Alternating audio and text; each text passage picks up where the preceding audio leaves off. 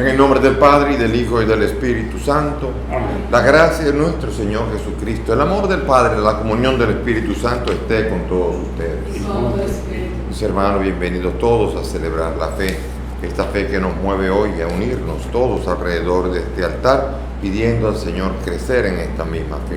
Presentamos al Señor las intenciones, nuestros difuntos, Daniel Santos, Miguel Avelino Torres y Rosa Tineo Carvajal. Con estas intenciones y las nuestras, presentémonos humildes ante el Señor, pidiendo perdón a Dios y sobre todo ante los hermanos.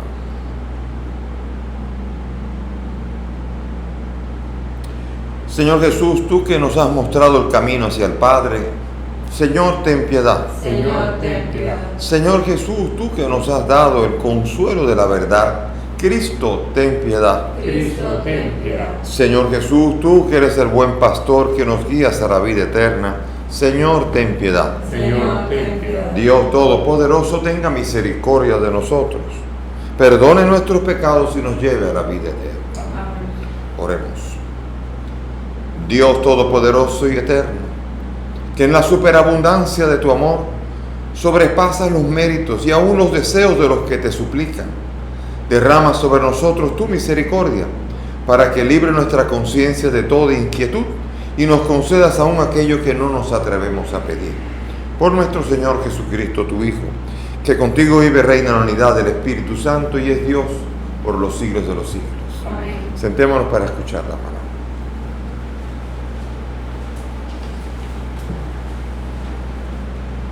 Lectura de la carta del apóstol San Pablo a los Gálatas. Hermanos, la Escritura presenta al mundo entero prisionero del pecado, para que lo prometido se dé por la fe en Jesucristo a todo el que cree. Antes de que llegara la fe, estábamos prisioneros, custodiados por la ley, esperando que la fe se revelase. Así, la ley fue nuestra niñera, hasta que llegara Cristo y Dios nos aceptara por la fe. Una vez que la fe ha llegado, ya no estamos sometidos a la niñera, porque todos sois hijos de Dios por la fe en Cristo Jesús. Los que os habéis incorporado a Cristo por el bautismo, os habéis revestido de Cristo. Ya no hay distinción entre judíos y gentiles, esclavos y libres, hombres y mujeres, porque todos sois uno en Cristo Jesús. Y si sois de Cristo, sois descendencia de Abraham y herederos de la promesa. Palabra de Dios. Te alabamos, Señor. Al salmo vamos a responder: el Señor se acuerda de su alianza eternamente. El Señor se acuerda de su alianza eternamente. Cantadlo al son de instrumentos, hablad de sus maravillas, gloriaos de su nombre santo, que se alegren los que buscan al Señor. El Señor se acuerda de su alianza eternamente. Recurrid al Señor y a su poder, buscad continuamente su rostro, recordad las maravillas que hizo, sus prodigios, las sentencias de su boca. El Señor se acuerda de su alianza eternamente. Estirpe de Abraham su siervo, hijos de Jacob su elegido. El Señor es nuestro Dios, Él gobierna toda la tierra. El Señor se acuerda de su alianza eternamente. Aleluya, aleluya, aleluya. El Señor esté con ustedes. Y con tu espíritu. Lectura del Santo Evangelio según San Lucas. Gloria a ti, Señor. En aquel tiempo, mientras Jesús hablaba a las turbas, una mujer de entre el gentío levantó la voz diciendo: dichoso el vientre que te llevó y los pechos que te criaron. Pero él repuso: mejor dichosos los que escuchan la palabra de Dios y la cumplen. Palabra del Señor. Gloria a ti, Señor Jesús. Siéntense, por favor. Bien, continuamos todavía la bella exposición de la carta a los Gálatas, como hemos dicho nosotros, ya lo hemos dicho en otras ocasiones. Los Gálatas se convirtieron de la vida pagana, se convirtieron al Evangelio, encontraron la gracia de Cristo que transformó sus vidas. Y ahora, después de un tiempo, algunos judaizantes pretenden que, habiendo conocido la gracia y habiendo conocido la fe como la de Abraham, ahora volver a la ley otra vez, de nuevo a la ley, tratando de cumplir con todas las prescripciones de la ley. Ese es un juego de por si acaso el Evangelio no es todo, por si acaso el Moisés. Y entonces esa es una confianza en la carne, confianza en lo que tú vas a hacer. Porque las obras de la carne, las obras de la ley, no justifican a nadie. Las obras de la ley son obras que uno pretende que con haberlas cumplido uno es justo. Y es al revés. Yo no soy justo cuando cumplo la ley, sino cumplo la ley porque soy justo. Quiere decir con esto que Dios primero tiene que producir el acto de justificarme para que yo viva la justicia. Yo no puedo decir, lo cumplí, finalmente pasé el examen, ahora soy justo. No, la justicia viene de Dios y del Evangelio gratuita. Es un don que viene por la redención. Cristo Jesús muere y rompe el poder devastador que tiene el pecado en mi vida y ahora me hace justo. Me hace realmente justo, que aquí es donde viene el punto más débil de la dogmática de nuestros hermanos de la Reforma, cuando hablan de que el hombre es justo solamente declarándose de Dios. Simplemente es un justo por declaración, y eso, la declaración no hace realmente justo como lo hace el don de la fe, el don gratuito que transforma al ser pecador en una persona justa. Por eso para ellos les cuesta mucho trabajo pensar en un santo, porque un santo es una persona que pretende justificarse viviendo la vida. No, el santo es el que ha recibido la gracia de la redención, y ellos no creen que pueda haber alguien santo, porque no creen que Dios realmente transforma al pecador en una persona justa, sino que simplemente es declarada justa cuando él se arrepiente y declara a Jesús, Señor, ya, soy justo, y con ello basta para yo ir al cielo. Y la respuesta es, no es así, porque la justificación es un don gratuito que hace que yo, por ser justo, habiendo sido transformado, ahora sí, la ley, como dicen en Dominicana, es un cachú para mí. Todo lo que pide la ley es fácil. ¿Por qué? Porque mis aspiraciones son a mucho más que lavarme las manos antes de comer, y mis aspiraciones son mucho más que simplemente observar el sábado, o no comer carne sacrificada a los ídolos, que no hay que comerla.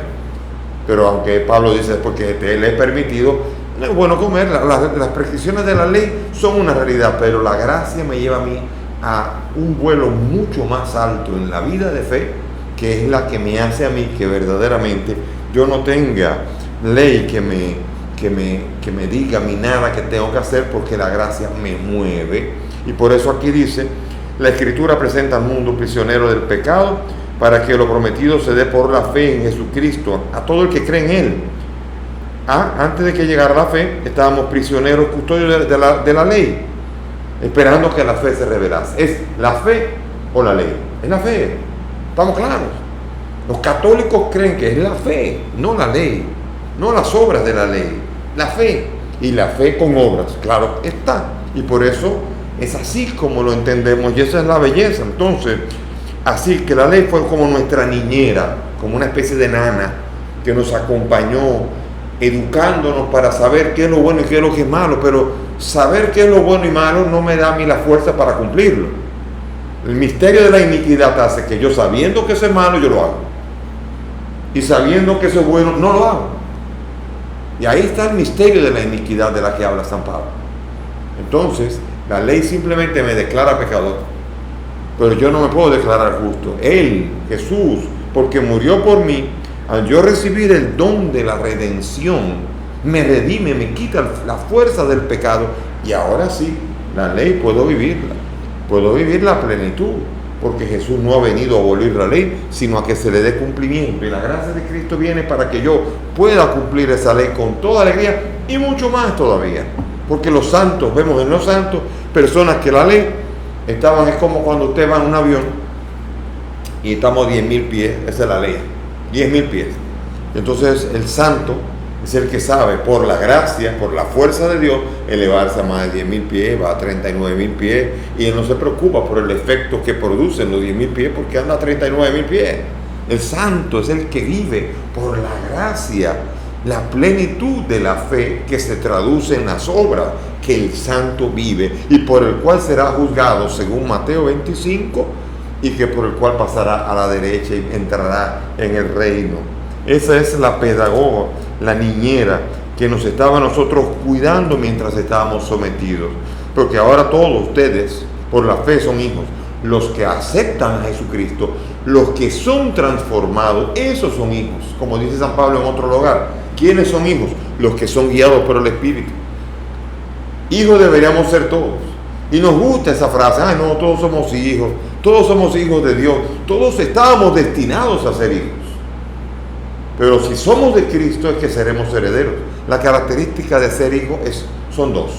Primero es la de la obediencia. El hijo es el que se somete. Si no, en el mundo judío es expulsado. Ya tú no eres mi hijo. El hijo es el que se somete a la autoridad de su padre. Por eso Jesús mismo a los 12 años se somete a la autoridad de José. Primero. Y segundo, recibe la herencia. ¿Qué recibió Jesús de José? La herencia. ¿Cuál herencia? De ser hijo de David, de ser descendiente de David para poder cumplir las promesas. Heredó obediencia y heredad. Son las dos características de hijo. Por tanto, para yo ser hijo de Dios, primero, tengo que ser obediente. Y si soy obediente, heredo todo. Y por eso dice aquí, como decía, y si sois de Cristo, sois descendencia de Abraham y herederos de la promesa. La promesa de Abraham es nuestra si nosotros somos de Cristo, es decir, nos comportamos como los que pertenecen a Cristo, guiados por ese Espíritu. Entonces sí, pero no solamente porque yo digo, yo quiero ser hijo de Dios. Sí, muy bien. Es como que yo quiera ser hijo de Vladimir Putin o de Trump, cualquiera de los dos, ninguno. Pero porque me declare, sino porque sea una realidad. Y la realidad es que me haya engendrado y que yo entonces pueda demostrar que soy heredero de cualquiera de ellos, del que sea, del que yo pretenda que sea mi padre. Y si mi padre es Dios, yo tengo que ser un sometido a ese Dios, a esa obediencia a Dios, y entonces yo soy heredero de que todo lo que es de mi Dios es también mío, porque soy hijo, porque soy aquel que ha sido justificado y capacitado para obedecer, porque esa es la característica de la fe de Abraham, obediencia. La fe de Abraham no es solamente un sí, yo creo. No, la fe la demostró obedeciendo. Cuando Dios le dijo, sacrifícame a mi hijo, y a punto de sacrificarlo, obedeciendo, dijo, ya yo veo que tienes fe. Ya, basta. La fe tiene una característica y se llama obediencia. La fe tiene que ser obediente, y si no es obediente no es fe. Yo no puedo decir, por eso San Pablo está desarrollando la carta a los romanos, y entonces en una está describiendo al hombre que está roto, que todavía no está justificado, y dice, yo cuando estoy así no entiendo mi proceder, porque no hago el bien que quiero y hago el mal que detesto. Eso es lo que ocurre cuando el hombre no ha sido todavía justificado. Pero después dice San Pablo, pero nosotros, justificados ahora, caminamos de fe en fe, caminando en la espera de la promesa que está por revelarse a nosotros. Porque ahora, una vez justificados, ya no hay ley que pesa sobre nosotros. ¿Por qué? Porque ha sido el toque divino de la gracia redentora que ha hecho que yo ahora pueda comportarme como hijo. Hijo no es el que se diga hijo, sino hijo es el que se comporta como hijo. Si yo me bautizo en la iglesia católica, yo soy hijo de Dios, al menos lo soy nominalmente. He recibido toda la posibilidad de ser hijo. Pero si no me comporto como hijo, no heredo. Tan sencillo como eso. Yo debí ser hijo porque fui bautizado, pero no soy hijo de hecho porque no obedezco. Ahora, si obedezco, entonces sí, entonces soy un auténtico hijo. Como dice San Pablo, los hijos son los que se dejan guiar por el Espíritu, y entonces esos son los que heredan. Los que viven las obras de la carne, dice San Pablo, esos no heredarán el reino de Dios. Los que hacen cosas como esa no heredarán, no son hijos. Deberían haber sido hijos, pero no son hijos. Ahora, ustedes todos son hijos por la fe en Cristo. La fe es la que nos hace a nosotros hacer esa experiencia de filiación, de ser hijo. Porque la fe en Jesucristo me hace ser hijo gracias al Hijo, a Jesús. Él, obediente, me transmite por la fe a mí el poder ser como Él, obediente también.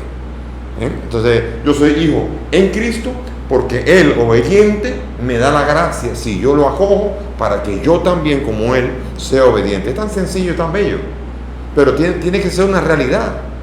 Y por eso ahí está el punto más débil de la dogmática luterana, que por eso la dogmática luterana, en el año 1999, se declaró unida a la Iglesia Católica. Hubo una declaración conjunta en donde se entendía mejor en la doctrina de la justificación por la fe, y ya la doctrina luterana no condenaba a la Iglesia Católica en cuanto a la justificación por la fe, ni la Iglesia Católica a la Iglesia luterana. ¿Por qué? Porque ya se había entendido este concepto que de manera tan simple estoy explicando, pero que es mucho más complejo, hermosísimo, y que tenemos que ir adentrándonos en él. La doctrina de la justificación por la fe ha sido la manzana de la discordia por la que los hermanos nuestros, hijos de la Reforma, se han desviado del camino y han entendido mal el concepto, porque no han entendido que el hombre es justificado por la fe, solamente la fe, pero con obras. La fe, y entonces las obras sí salvan, las obras sí justifican. Santiago 2:24 nos dice que el hombre no es justificado solo por la fe, sino también por las obras, no las de la ley. Y ahí viene el lío. Por eso hay que estarlo explicando, hay que estarlo remachando, porque uno va a la calle y te paran una persona con una Biblia en los brazos que te dice, porque las obras no salvan. Y uno que no sabe, a lo mejor no ha estudiado mucho, dice, ay Dios, ¿será verdad? Pues sí, no, solamente la fe. Las obras de la ley, no, las obras de la ley. Y ahí vienen los puntos donde están los trucos, que tenemos que aprender a hablar con sinceridad. Y si habláramos de verdad con sinceridad, estaríamos bien claros en ese concepto tan hermoso de la justificación por la fe. Y aquí viene ya el Evangelio, otro punto importante, que aquí parece como una especie como de desprecio a la madre. Cuando está pasando una mujer que dice, dichoso el vientre que te llevó y los pechos que te amamantaron. Aquí está haciendo referencia a Proverbios, que es una bendición. La bendición se hace normalmente cuando uno dice, dichoso los pechos que te llevaron. Dichoso quien te crió, dichoso el vientre que te llevó. En Isaías. O sea que hay ecos en el Antiguo Testamento que hablan de que lo que hizo esa mujer fue bendecirlo a él. No se metió con María, se metió con él, porque cuando en el mundo de Israel la madre es tan importante que cuando uno quiere bendecir a uno dice, dichosa tu madre que te tuvo, pero es por ti que tu madre es dichosa. Entonces aquí no se está metiendo con la madre, y aquí no hay una discusión de que la madre, que si no echó para afuera la madre. Y si fuéramos a hablar de la madre, esa fue la primera de los creyentes. Por eso Jesús, cuando dice, mejor dichosos los que escuchan la palabra de Dios y la cumplen, ahí en el ranking número 1 absoluto, María Santísima, la madre de Jesús. Pero no porque llevó a Jesús. Llevar a Jesús en el vientre, llevar a un hijo en el vientre, no tiene un mérito demasiado grande, aunque es un privilegio llevarlo a él. Pero el mérito de María no sería que porque le pusieron a Jesús ahí, sino porque creyó. Y por eso María recibe el piropo más hermoso de parte de Isabel cuando dice, dichosa tú que has creído, porque lo que te ha prometido el Señor se cumplirá. O sea que si hay alguien que escuchó la palabra de María, que no solamente la escuchó, la encarnó en su vientre y después le dio a luz. O sea que si hay alguien que sabe de la palabra, es la palabra que es Jesús, la palabra hecha carne, no es otra más que María, que lo llevó la palabra 9 meses en el vientre. Dichosa tú entre la mujer que a quien se bendice a la mujer, bendita tu madre, bendita tu madre, bendita tu madre, y entre las mujeres, bendita es ella, entre las mujeres. ¿Por qué? Además porque es la madre del Señor, pero también porque ese es el título. Ella tiene una dignidad, es la madre de mi Señor, repétemela. Pero sobre todo es dichosa. ¿Por qué es dichosa? ¿Porque es la madre del Señor? No, es dichosa porque creyó. Y es dichosa porque creyó y tiene su dignidad en cuanto a que creyó y por ello es la madre de mi Señor ahora. ¿Ven? Y esa es la belleza donde nadie se está metiendo con María. Claro que cuando uno quiere ver al diablo en toda parte o ver al enemigo en toda parte, a María los protestantes la quieren suapear el piso con ella. Cuando el ángel la piropea, dichosa tú, llena de gracia, y dichosa tú que has creído, bendita entre las mujeres. Y María misma que dice, me llamarán bienaventurada todos de la generación. Así que el que quiera suapear el piso con María está contradiciendo de lleno el Evangelio y el espíritu de la salvación, en donde María es una figura esencial también. Que el Señor nos ayude a no tapar nuestra cabeza, abrir nuestro entendimiento, orar antes de hablar, para que nuestro decir no acabe diciendo lo contrario de lo que nuestra fe supone. Amén. Nos ponemos de pie, vamos a elevar nuestras súplicas al Señor con toda la confianza de que Él nos escucha. Para que proteja y guíe a su iglesia, roguemos al Señor. Te rogamos, óyenos. Para que conceda al mundo la justicia y la paz, roguemos al Señor. Te rogamos hoy. Para que socorra a los necesitados, roguemos al Señor. Te rogamos hoy. Para que nos conforte y conserve en su servicio, roguemos al Señor. Te rogamos hoy. Por nuestros difuntos, Daniel, Miguel Avelino y Rosa, para que el Señor los acoja en su reino, roguemos al Señor. Te rogamos, óyenos. Padre del cielo, escucha estas peticiones, pues te las presentamos por el mismo Cristo nuestro Señor. Amén. Siéntense, por favor.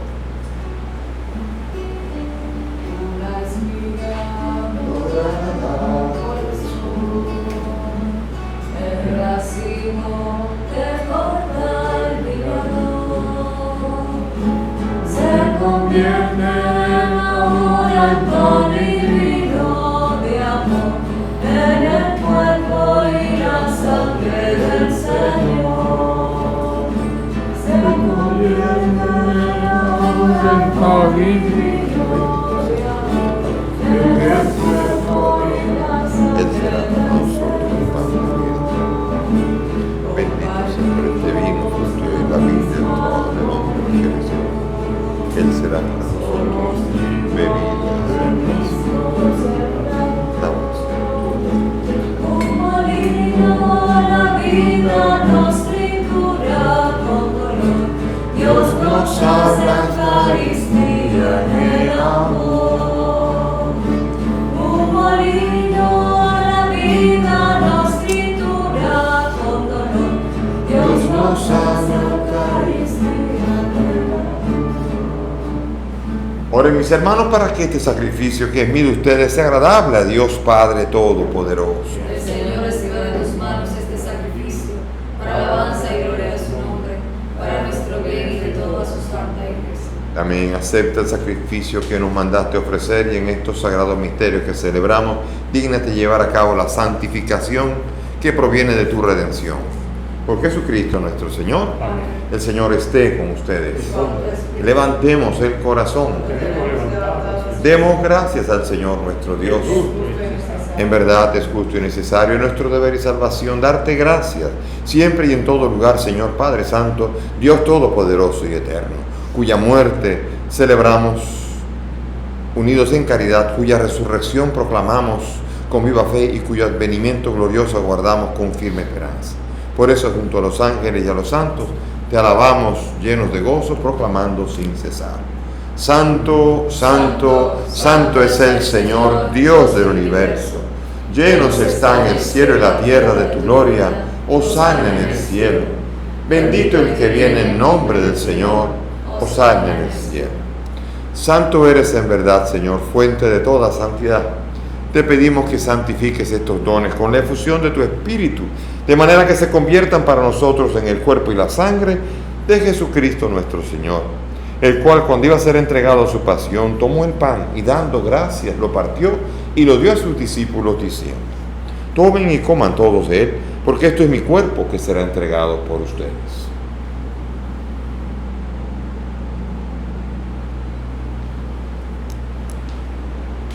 Del mismo modo, acabada la cena, tomó el cáliz, dándote gracias, de nuevo lo pasó a sus discípulos diciendo: Tomen y beban todos de él, porque este es el cáliz de mi sangre, sangre de la alianza nueva y eterna, que será derramada por ustedes y por muchos para el perdón de los pecados.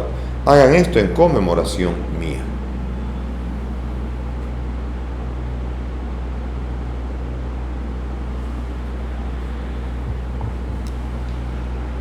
Este es el sacramento de nuestra fe. Anunciamos tu muerte, proclamamos tu resurrección. Ven, Señor Jesús. Así, Padre, al celebrar ahora el memorial de la pasión salvadora de tu Hijo, te ofrecemos el pan de vida y el cáliz de salvación. Te agradecemos poder servirte en tu presencia. Te pedimos que el Espíritu congrega a cuantos participamos del cuerpo y sangre de Cristo. Acuérdate de tu iglesia extendida por toda la tierra, con el Papa Francisco, con mi hijo indigno siervo tuyo y todos los pastores que cuidan de tu pueblo. Acuérdate de nuestros hermanos Daniel, Miguel Avelino y Rosa, y de todos los que han muerto en tu misericordia. Admítelos a contemplar la luz de tu rostro. Ten misericordia de nosotros y así junto a María la Virgen, su esposo San José, los apóstoles y cuantos vivieron en tu amistad a través de los tiempos, merezcamos por tu Hijo compartir la vida eterna y cantar tus alabanzas. Por Cristo, con Él y en Él, a ti Dios Padre Omnipotente, en la unidad del Espíritu Santo, todo honor y toda gloria por los siglos de los siglos. Amén. Llenos de gozo, llenos de confianza por ser hijos o pidiendo llegar a ser hijos, dirijámonos al Padre con la oración que el Maestro nos enseña. Padre nuestro que estás en el cielo, santificado sea tu nombre. Venga a nosotros tu reino. Hágase tu voluntad en la tierra como en el cielo. Danos hoy nuestro pan de cada día. Perdona nuestras ofensas, como también nosotros perdonamos a los que nos ofenden. No nos dejes caer en la tentación y líbranos del mal. Líbranos de todo mal y concédenos la paz, para vivir libres de pecado, justificados mientras esperamos la gloriosa venida de nuestro Salvador Jesucristo. Tuyo es el reino, tuyo es el poder y la gloria por siempre, Señor. Señor Jesús, tú dijiste a tus apóstoles, la paz les dejo, mi paz les doy. No mire nuestros pecados, mira la fe de tu iglesia, y conforme a tu palabra, concede a tu iglesia la paz y la unidad. Tú que vives y reinas por los siglos de los siglos. Amén. Mis queridos hermanos, que la paz del Señor esté siempre con todos ustedes. Y con tu espíritu. Dense fraternalmente la paz.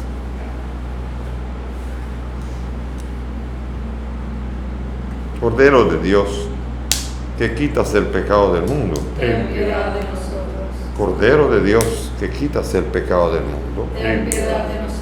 Cordero de Dios, que quitas el pecado del mundo. Danos la paz. Mis hermanos, aquí está Jesús, el Cordero de Dios, el que quita el pecado del mundo. Y yo soy nosotros los invitados a esta mesa. Señor, no soy digno de que entres en mi casa, pero una palabra tuya bastará para sanarme.